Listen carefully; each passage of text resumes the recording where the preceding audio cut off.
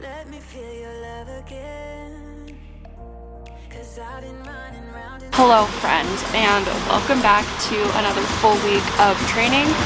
My toe is not healing as expected, unfortunately, but that is not going to stop us. I am going to show you guys what a full week of training looks like. This includes leg days, but with a broken toe. So this will be broken toe edition of full week of training. We went in for our 4-week or 3-week checkup, and there is essentially no healing at all whatsoever, which is not ideal. He said at this point they expected there to be healing, and there is nothing. He said there's no further damage, but it's also not healing at all. So I was very discouraged and very sad, but now we are back at it, feeling optimistic, and this week is the first week that I'm actually training legs at all. We are not damaging the toe, we are not pressing or utilizing the toe at all in any of these workouts, so it won't hinder my recovery for my toe. So this is what we're doing. Today we're doing a leg day. So we are getting started first with a warm-up. Basically, before any of my training days, I am starting now to incorporate more of a warm-up. Prior to this, I wasn't really able to warm up at all because there were limitations on what I could do. I can't really walk, but now I can kind of hobble and wobble around, still trying to avoid being on my feet as much as possible. So that's why I'm doing the bike as my warm-up, but I'm really not doing much else. I will foam roll if I feel like I need to. It just feels really good right now to get back to moving. So we're starting off strong with a leg day first. Right now I'm setting up for the toes elevated Smith machine squats. Now, the reason this is helpful for my broken toe is because elevating the toe kind of forces me not to use my toe, and this is more so with that boot. The boot kind of restricts the movement of my toe, so that's why the toes elevated is beneficial here. If you want to try any sort of elevation, I would recommend trying the heels elevated instead of placing the elevation at the top of the toes. You place it at the heels, and this just allows more quad activation, so it just gets you a little bit deeper there. It's also good if you lack range of motion in your ankles, so it helps if you have bad ankle mobility. Now, this is my first time really ever doing Smith machine squats. I have not really ever wanted to program Smith machine squats because it's just, you get better full activation, full functional activation in a regular barbell squat where the bar path is not controlled, whereas with the Smith machine it is controlled. Now, it's very similar to a hack squat, so it's not a bad movement, but it's not my preferred movement. I actually really did enjoy this though, and I was very, very sore. And the goal here is really just to go deep. You can see me changing out the weights here pretty often because I was hoping to go up to 225. Nah, homegirl had not trained legs in a month, in about 5 weeks. So I was struggling more than I wanted to. But it also, having the toes elevated and not utilizing the toes, it really makes this movement a lot harder. Like I said though, I would recommend just doing regular Smith machine squats or heel elevated Smith machine squats. If you want to try this workout, that is how I would structure it, or you can also replace this with a regular barbell squat. We are doing 5 sets of 8 to 12 reps for these Smith machine squats, and so because I'm limited on the types of movements I can do with a broken foot, broken toe, I am going to increase those sets and do a little bit more sets than I usually would. So that's kind of how I'm adjusting for my leg days. All right, and now we are moving on to cable glute kickbacks. When I used to do this movement in all of my past gyms, most of the gyms didn't actually have an ankle strap. So if you don't have an ankle strap, what you can do is use the single handles that are like more flexible, not the metal ones, the fabric ones, and take your shoe off if you need to and slide your foot on in and then put your shoe back on and then do the kickbacks through that. It's gonna do the same thing essentially. Sometimes it's a pain in the butt, literally, because it might slide up your leg, but you got to work with what you got to work with. So that's how I used to do it, and I really didn't have too many issues doing it that way. But if you have the ankle straps, use that. And the goal here is to isolate those glutes. Now you can do these standing upright or you can do these bent over.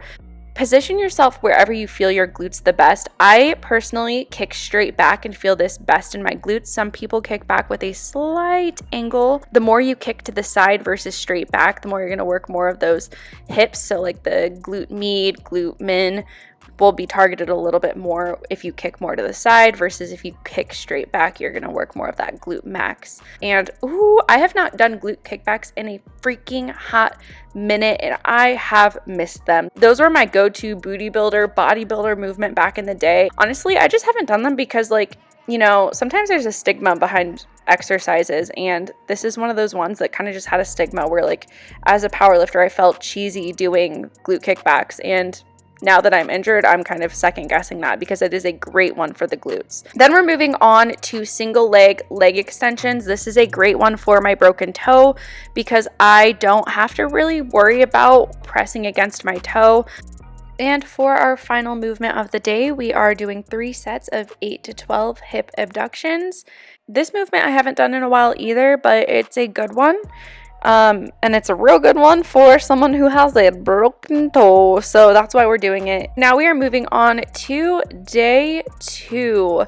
And this is a Larson press that we're doing. We have 2 Larson presses in this program. If you are not injured and can use your feet, you can do a regular bench press or really any variation of bench presses that you want to give a try. But I'm doing a 3-second pause bench press here.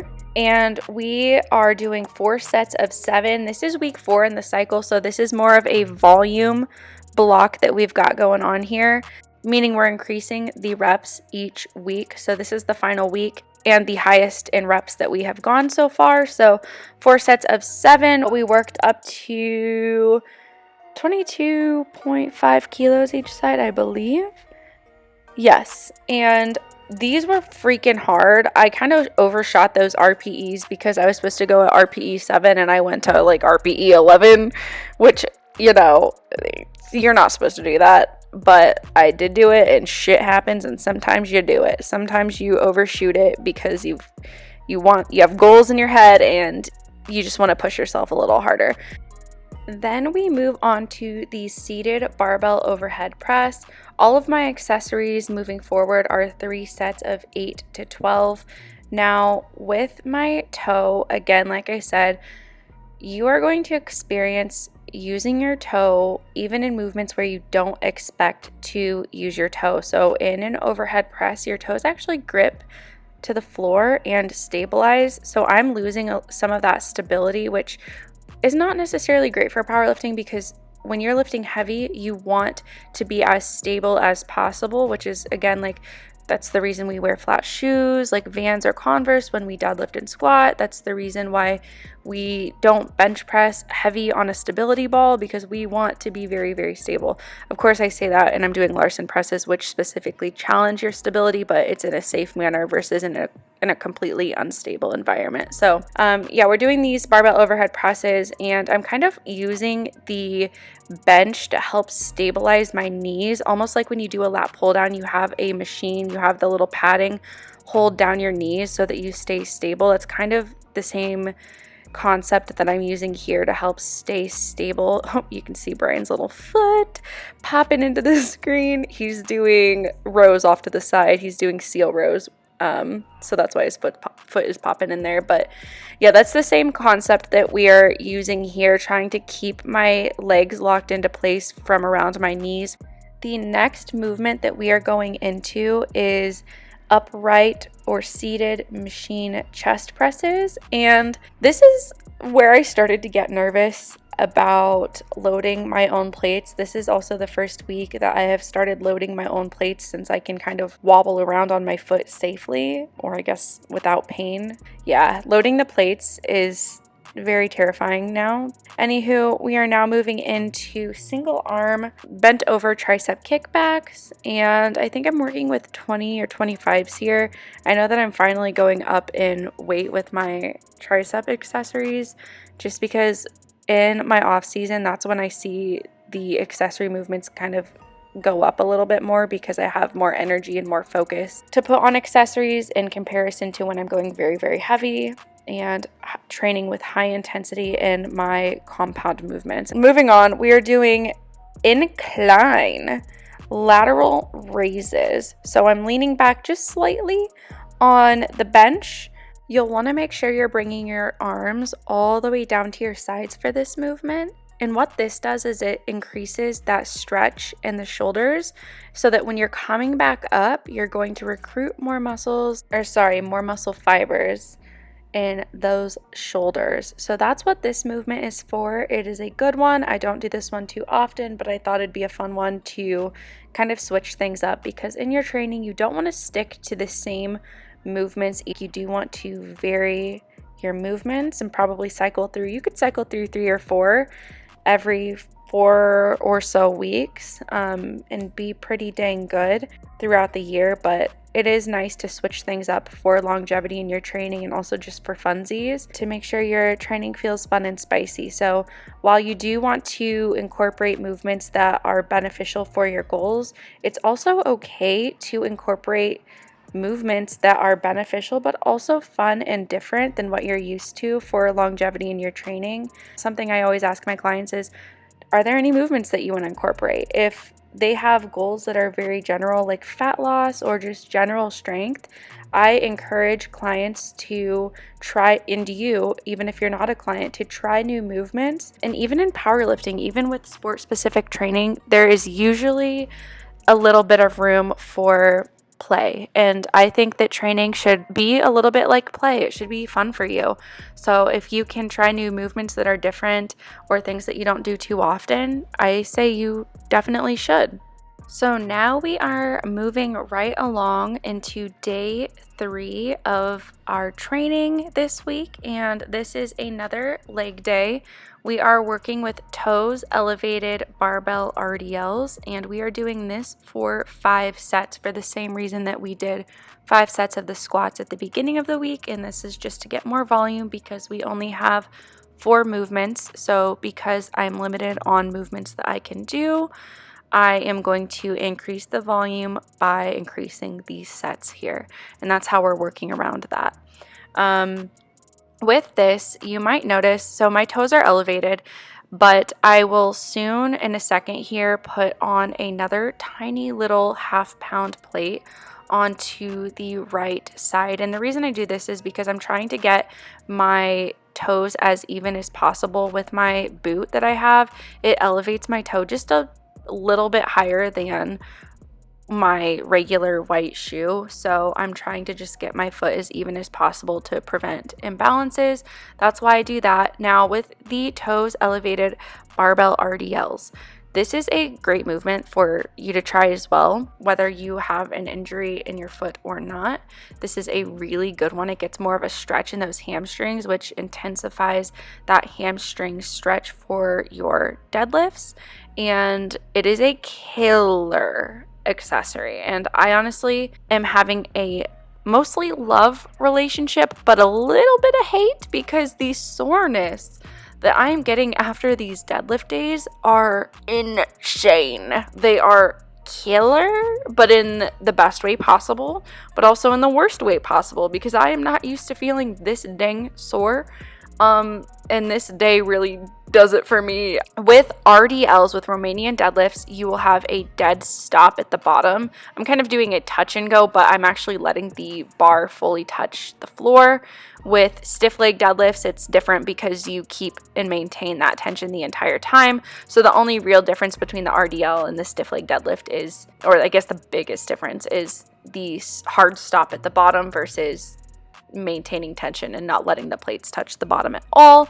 And oh, I am getting really dizzy during these lifts. Oh my gosh, these were hard. I am getting lightheaded doing these. I am resting for like 3 minutes in between sets because these are really knocking me out. I think every time I've gone in to do them, which has been twice now, I have been fully wiped out and dreading these, but like loving them at the same time. Like, I love how they feel, but I'm like, they are hard. They are hard for my legs, and I guess it's also hard because I can't drive through my toe, and my toe really wants to activate to grip the floor, and it's just, yeah, it is. These are challenging as heckaroon.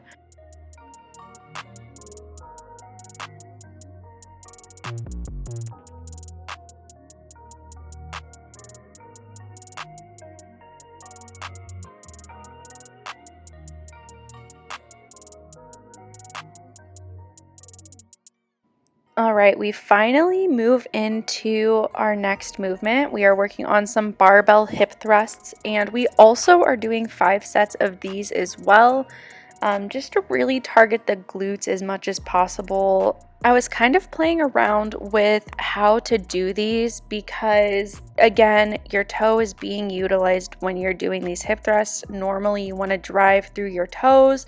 I tried to do heel or toe elevated, so just driving through my heels with my toes pointing up towards the ceiling, but that actually hurts my toes more. And then I tried doing the elevation, the toes elevated, similar to how I did the squats and the deadlifts with those plates, but that hurt and that was harder. So then I just realized it's better if I just use, I don't know what I do here. I can't remember which one I did, but either way, what I ended up doing for all the other sets was just driving through the floor and lifting my toe up as much as possible, and that doesn't hurt, but all these other variations I did hurt. So I think you can kind of see me playing around with what works best. Yeah, I think this set I actually used the plates, but after this set I don't know what I'm doing. Yeah, I'm just realizing that it's hurting my toe basically. I think for this set I kind of stuck it out, but as you can see, it's my left toe that is hurting, and my toe is just, my foot is more unstable than I'd like it to be, and my toe is still trying to grip the floor while the other little toes are kind of elevated. So I took the plate out. It kind of threw off the form a little bit more than I would have liked. So, it's hard to work around this. Sometimes it's a little bit more challenging. So we're just working with it and playing around with what works and seeing what doesn't, and that's all you can do. And now I'm moving on to seated barbell good mornings, and this movement I actually did at the end of my last prep.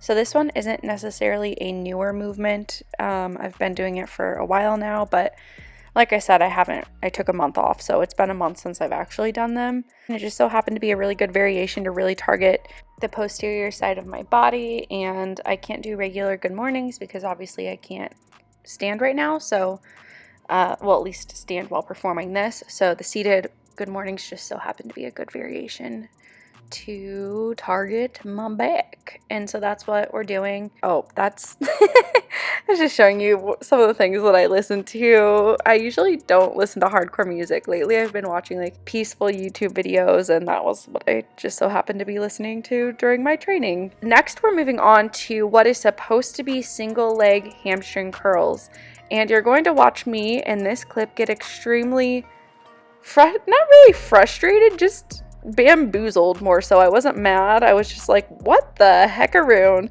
Because I am not able to even do the lightest weight as a single leg movement because it wasn't even my foot that was hurting. It was just my hamstrings were not able to lift. That was 10 pounds. Look at my face. Like, I am so bamboozled right now.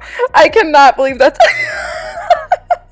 I'm like Brian. I'm yelling Brian right now. Hold on, I'll let you guys listen to what I'm saying. I can't even do a single leg right now. Bro, what? This is embarrassing. I'm gonna have to do 2 legs together. So yeah, I thought this was funny and just wanted to share with you guys that when you take time off, maybe you have a vacation, maybe you just lacked consistency in the gym and you came back after a month, maybe you got sick. I've had a couple clients get sick and take about a month off. So everyone comes back feeling weak, and this was one of my first leg days back and I was feeling very weak, but this is not a permanent change. The strength will come back relatively quick. This is completely normal, and I wanted you to know that it's relatable, that even someone who has been training long term, if I take a month off, I will also feel the same way that you're feeling. This is just temporary. This is just because my body hasn't done this in a while. It's because I've literally been sitting down for very long periods of time and my body's just not fully prepared to do that movement, and it's okay. Well, we are moving on now to day 4, our final day of training for this week, and we are back at our bench press. We are doing our Larson press once more. And with this one, we have 6 sets of 5, and we're doing 3-second tempo presses. So instead of pausing for 3 seconds at the chest, we are not pausing at all, actually. We are doing more of a touch and go, but the tempo is going to be on that eccentric. So you can see as I'm moving down, as the bar comes closer to my chest, I'm moving at a 3-second pace, and then I'm trying to be as explosive as possible off of my chest, although it does look like I'm moving a little bit slower. The reason it looks like the bar is moving slow versus more explosive on the way up is just because the weight feels heavy and my CNS needs a deload. But what I'm showing you here is how I keep track of my sets. So with my sets, I lose track very easily. It's kind of just because I struggle with anxiety. Because of that, I usually the way it appears on the outside is that I'm ditzy, but in reality, I just have so many anxious thoughts going through my head at all times. So I kind of lose track of what's going on in my physical reality. So that's one of the hacks that I use. If you experience similar things, or you just struggle with keeping track of how many sets because having a lot of sets in general is just hard to keep track of, then you can use that little hack. All right, and we are moving into our accessory work. So we're starting off with training our back. These are close bar seated rows, and I love them, kind of. But you want to know what I love even more? I love lat pull downs. And there's a hack where you don't have to do this to get the weight down, but I'm not gonna lie, it's kind of fun. It's kind of like, I kind of like pretending like, I feel like I'm on a playground, like I'm a kid on a playground when I have to like swing and fling down. I don't know why, like I actually enjoy it. It's kind of fun. It's probably my favorite part of doing lat pull downs is swinging down with the weight and swinging back up. It just feels like I'm a kid on a playground. I don't know if that's relatable. I know everyone on TikTok is talking about, well, if you pull the weight down and then put the pin in with the weight up, then you don't have to do that. No, I personally love to do it. And also look at my lats. My lats are so sick. This is why they're so big, because lat pull downs, pull ups, big lats make you stronger in all of your lifts. And now we are moving on to seated seated face pulls. And I honestly just like to switch between seated, standing, just to kind of change up the angle, make it different, make it fun, so I'm not doing the same thing every single time. It's not necessarily a bad thing to do the same thing every time, or at least cycle between 3 or 4 movements, but for me, I like to do seated sometimes. Also, I kind of forgot, I have to do seated. That's the reason I'm doing seated this time, is because I don't want to put pressure on the foot, but I do seated. I switch between seated every probably 3 to 4 months for rear delt work. And then we're doing even more rear delt work. We have a lot of rear delt work. I typically only choose like one rear delt type of movement. So it's usually either a reverse fly variation or a face pull variation. Those are my go-tos. But this time I'm kind of doing both just because I am pretty limited, or was very limited, on what I could do with my feet. And our final movement is going to be our seated incline dumbbell curls. This one, again, is great because you're getting that extra stretch at the bottom, very similar to, what was the other movement? I think it was the incline lateral raises. So similar to that, you're getting that extra stretch in your bicep. It also kind of forces you, even though it doesn't look like it from this angle, it forces you to go all the way down and get that full range of motion there. Makes it a little bit harder with the angle and the gravity. And that is it for my full week of training. If you guys enjoyed, please give it a thumbs up, leave a comment. It helps promote my channel out to other people who would like these types of videos. And I will see you in the next video. Thank you so much for watching. Don't forget to like and subscribe. Circles screaming out your name. Take me to a different place. Just the two of us, and we can stay up all night, kissing under street lights.